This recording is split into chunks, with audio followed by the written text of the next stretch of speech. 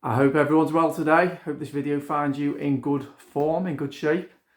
I wanted to do a video about the topic of creativity and how that feeds into truth and courage.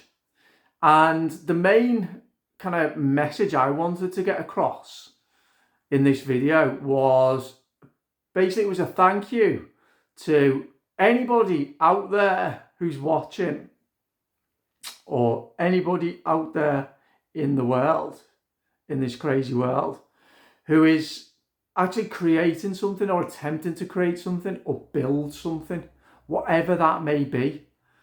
So I'm going to do a separate video on what happens at times of rising tyranny. Is that I think three things need to happen. Would-be tyrants do three things. They, and I'll do a separate video on all three. This is as I understand it, they remove God. Okay, they attack art and anything creative, any creative output. And they obviously attack free speech as well. So those three attacks on the culture, on the people, can provide the conditions for a tyranny to assert itself, underpinned by, fear and propaganda. So I want to focus on the second of those points today. Really, as I say, we'll do a second video, but just with some thoughts and some frustrations that I have as well about the alternative scene. So let me try and explain what I'm talking about. Right. I think that the more I think about my life and I think how am I deriving purpose and meaning, and it's something to do with feeling that I'm building something or creating something, even if that's an unsuccessful attempt, even if that's an imperfect attempt, even if it's flawed, as long as I feel that my intentions are good and that I'm trying to build or create something that is giving me deep purpose and that can provide service to the world, definitely desperately in need of that, then that's good with me. And I think at a time such as this, when there's so much fear, there's been so many vicious assaults on, as I say, on our culture, on the arts, on people speaking out, on our history, on the family unit, on God. At times such as this, it's absolutely imperative that creators or people who are trying to create something act as a bulwark, a defence against the attempt to homogenise, the attempt to sanitise, the attempt to control. And the first part of what I want to say is I'll come to the first part of what I want to say is, to anybody who's in some way doing that in their own unique manner, I want to say thanks and let you know how important you are. And the second point I want to make is that I mentioned the word frustration. I personally don't feel it's happening to nearly enough of a degree. And I want to try and tease out why that may be. So this is a world desperately and urgently in need of solutions, in need of hope, in need of inspiration, in need of all of those things. As I say, to act as if you agree that we're living in tyrannical times, then we need to inspire. We need to empower people as well, and we need to be able to create something of value if we agree that we're living in tyrannical times and that we want to create a better future.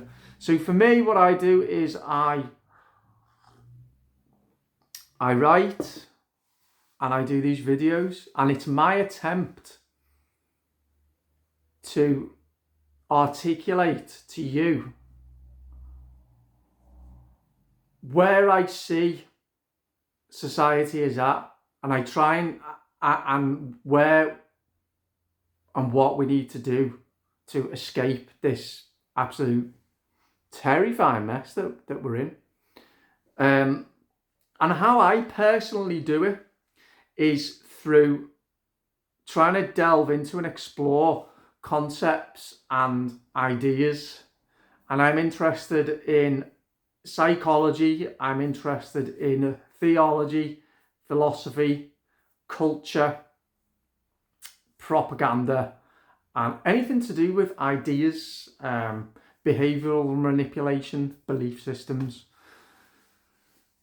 So for me, I'm much less engaged in the timelines and in the series of events and in the characters and figureheads that are much talked about. I see most of that as minor details. Now, there are significant details in amongst that.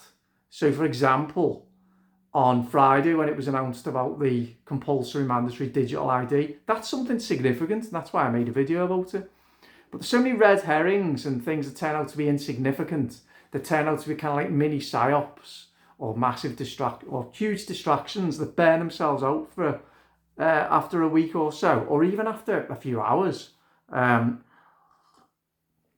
think I've become quite adept at being able to sort out the important information from the stuff that's not important. I think. Plus, I'm just interested more in ideas and concepts and theories anyway. So that's what I do. Okay. Now, I can do that, and only you can tell me whether whether you think I'm good at it.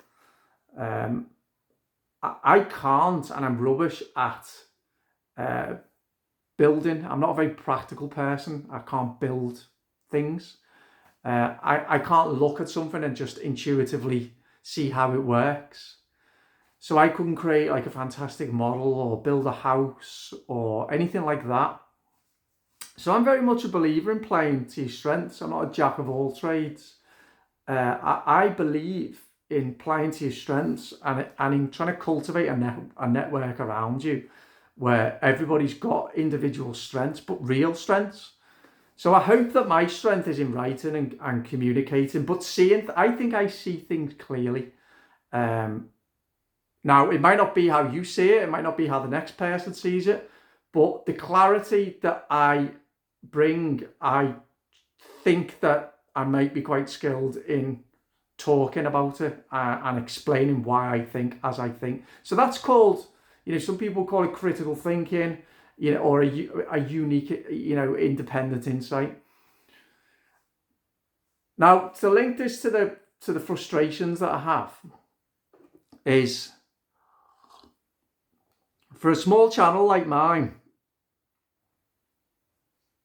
which is clearly heavily censored and which struggles to get traction, it's hard to gain prominence. Now, I'm not saying that's not why I do it. I don't do this to gain prominence, but sometimes it would be nice to have a bit more exposure. I also know of other people who create content, writers in particular, who have this same issue and the same problem. And again, I think most of us don't do this for any, real, acknowledgement or for clicks and shares or anything like that. But I'll try and get to the point I'm trying to make is that I personally think there's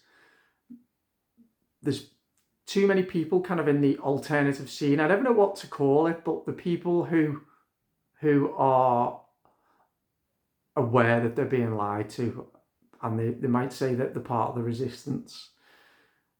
Now, I did some videos, my first round of being a YouTuber on this subject, is that just sharing stuff and passing it off as your own is not helpful, in my opinion.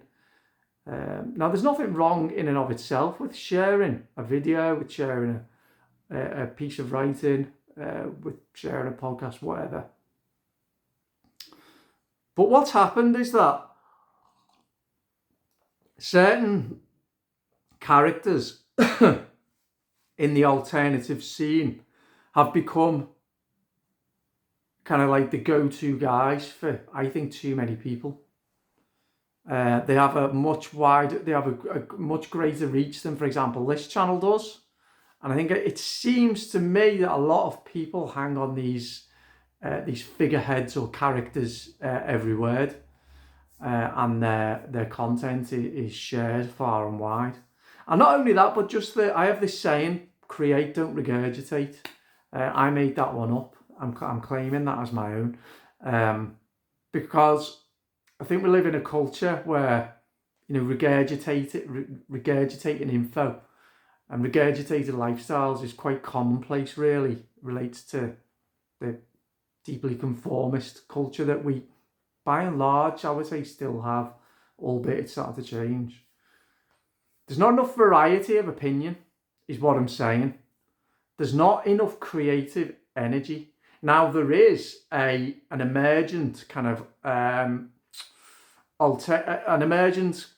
I used to call it a moral and what did I used to call it? A moral and cultural counter-revolution, I think I used to call it, back in 2020, 2021. And if you go on places like Substack in particular, there's some amazing stuff. Some really great essays that really make you ponder and think deeply. And, so I go on Substack quite a bit, and I do some writing on there myself.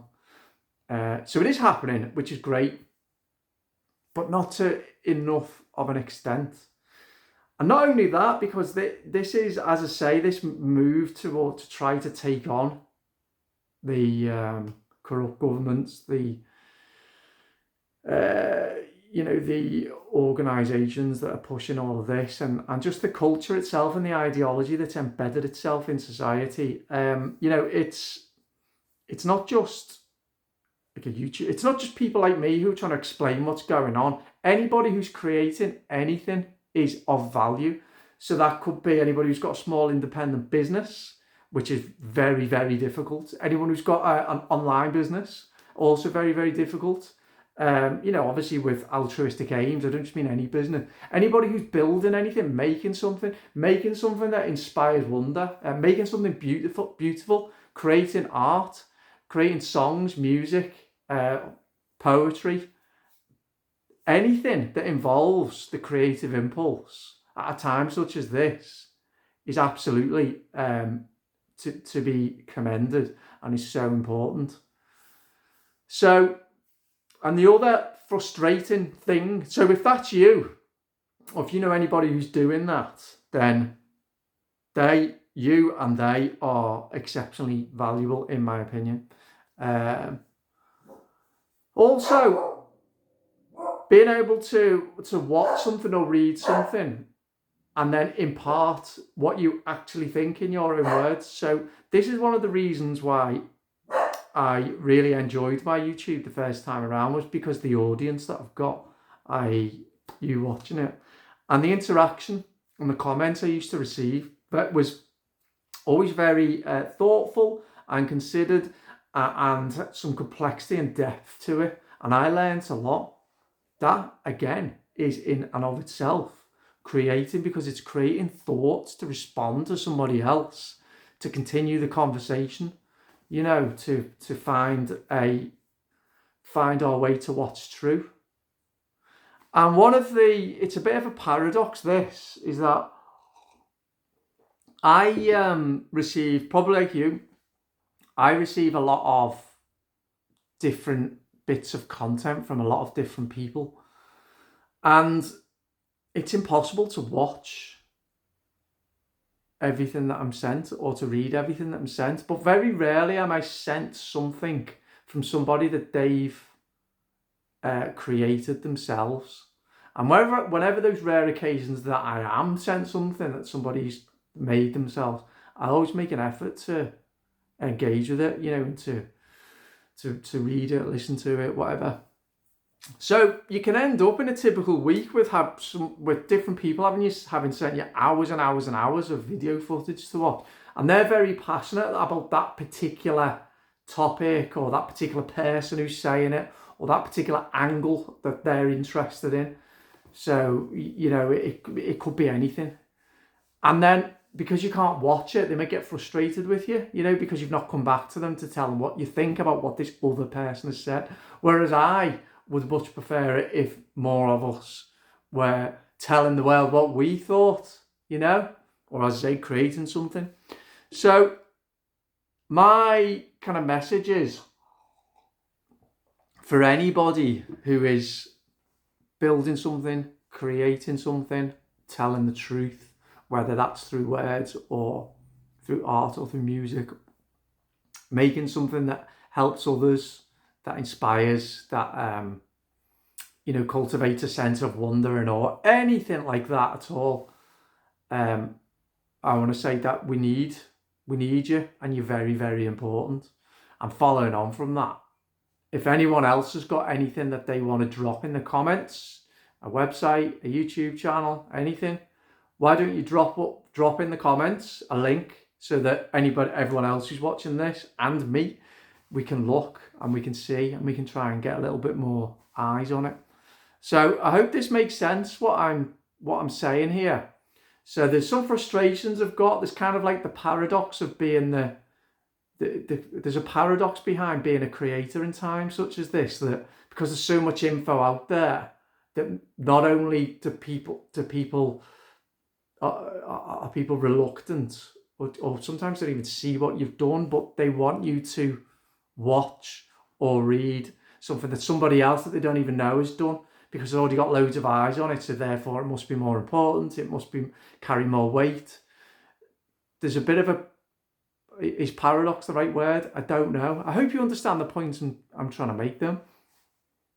So to anyone who is creating and not regurgitating and not mindlessly just sharing posts every 5 minutes, then you are exceptionally valuable, in my opinion.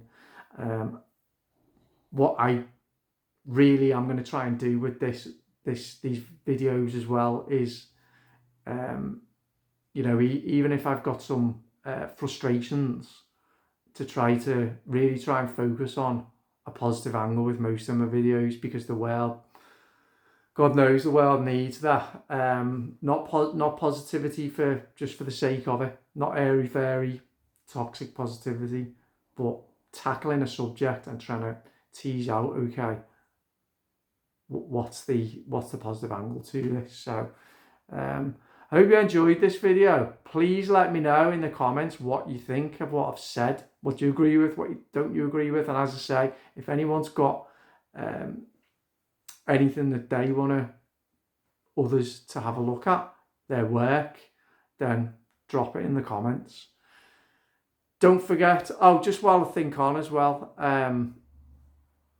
there's a link in the description to my Substack where you can see my book. I do a chapter. I'm releasing a chapter a week of my first book, so have a look at that if you want. All right then, have a great day, everybody. Don't forget to subscribe, and I'll see you soon. Cheers.